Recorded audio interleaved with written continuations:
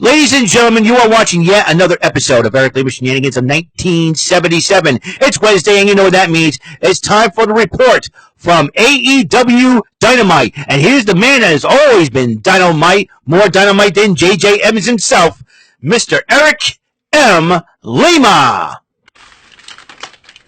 Thank you very much, Mr. Announcer, sir. Well, hello there, everyone. Welcome to yet another episode of Lima Shenanigans in 1977. It's March the 6th, 2024, 10:18 p.m. It's still my birthday in less than 2 hours as it's coming to a winding close.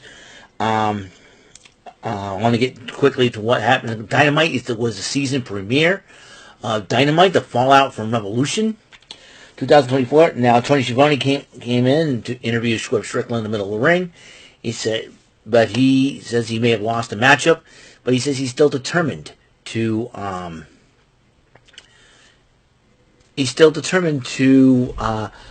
challenge Samoa Joe for the title. Samoa Joe comes out and about to say something and said, "Hey, you want to face me?" But then the Undisputed Kingdom interrupts Joe and Swerve. He says, "You know what? I think you boys, I'll challenge you in that match next week at Big Business. It will be, Taven and Mike Bennett versus Swerve and Joe." Now, I can understand why Big Business is going to take in Boston, Massachusetts. Matt Taven and Mike Bennett are from there. But Tony Khan had to change the plan to say, you know what, we'll have the match and we'll have it right now. Adam Cole, Roderick Strong, and Wardlow not too happy about it, but Mike Bennett and Matt Taven fought in the ring against Swerve and Joe in a tag team matchup. And Swerve and Joe ended up winning the matchup, and as Swerve was celebrating, Joe was kind of like bewildered about the whole situation. So Wardlow does show up, but Joe puts Swerve in the coquina clutch, attacking him from behind. Seems like he's sending a message to Wardlow and Swerve at the same time. Renee Paquette interviewed Hook about his matchup against Brian Cage. About to speak something, Chris Jericho didn't mean to interrupt. He said, "Hey, I respected your dad, and after you threw me on my head, I respect you too." And they both fist bump. Oh, excuse me. And Hook says, "Bet," and walked out. Walked out of the ring, and then the Young Bucks decided they have two announcements to make, but they're going to do it in the ring later on. Hook went one-on-one with Brian Cage. You know, these two used to be Team Taz members. And Hook did pick for the FTW title, and Hook did pick up the victory over Brian Cage. But the Gates of Agony, Khan and Toa Leona attacked him, and then Chris Jericho came to Hook's aid, and Chris Jericho patted him on the back and, "Listen, I got you. We're going to be okay." So there's that. And then during the media scrum, Tony Khan has decided to vacate the tag team titles, and a tournament will be crowning a new set of AEW tag team champions. Who are they? Well, we don't know. And Renee Paquette interviewed Best Friends, and she asked, "When are you guys going to think about entering the tournament?" And Chuck Taylor says, "I'm not medically going to compete, but Trent Barrett and Orange Cassidy will enter the tournament," and that's what it's going to be. So Best Friends entered the ring in the tournament, entered the tag team title tournament, and it'll be Orange Cassidy and Trent Barretta representing that team. Matt Menard went one-on-one with Killswitch, and Christian Cage was joining on commentary. Killswitch ended up winning the matchup, even though then Daniel Garcia was attacking Killswitch after the match, and Mick Wayne gets involved and attacks Daniel Garcia. But as the Patriarchy decides to retreat, Adam Copeland attacked Killswitch and Nick Wayne from behind and started chasing Christian Cage out of the arena. And Tony Khan's made it official that in 2 weeks in Toronto, the TNT title will be on the line in an I Quit match. Christian Cage stole a car and escapes. So, and then Adam Copeland issued a challenge. Renee Paquette interviewed Kyle O'Reilly after being away from 2 years due to injury. Kyle O'Reilly says he would never he would never thought he could never wrestle again, but here he is. He's got a lot of love and respect for the Undisputed Kingdom, but he says he needs to do these things on his own. Then Tony Schiavone interviewed the Young Bucks, and Tony Schiavone's about to say, "Oh, I like getting your butts kicked in the middle of the ring. Get out of here, Tony." And so they made a couple of announcements.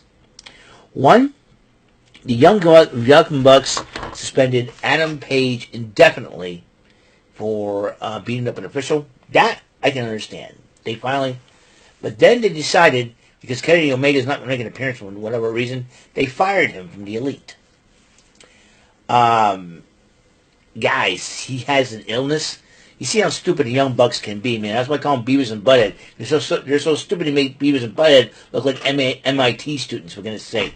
I mean, Young Bucks, you gotta be kidding me. Oh, want to suspend fire Kenny Omega. He is hurt. You know, I wouldn't be surprised if Kenny Omega decided to leave AEW. I'm going to WWE.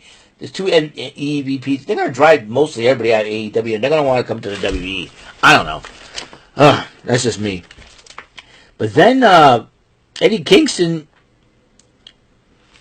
had enough of the Young Bucks. So he gets in their face and says, "Hey, what are you doing, right?" And then they attacked him.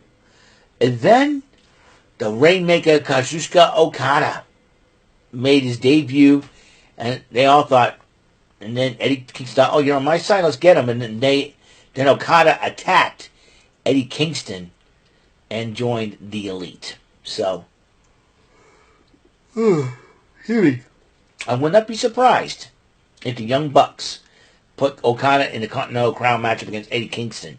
Eddie Kingston probably wants to beat him anyways, after what happened. Chris Statlander went one-on-one with Riho, and during the match, Stokely Hathaway gave Chris Statlander a chain to use, but she refuses to use it. She refuses to use the chain, but Riho beat her in the matchup.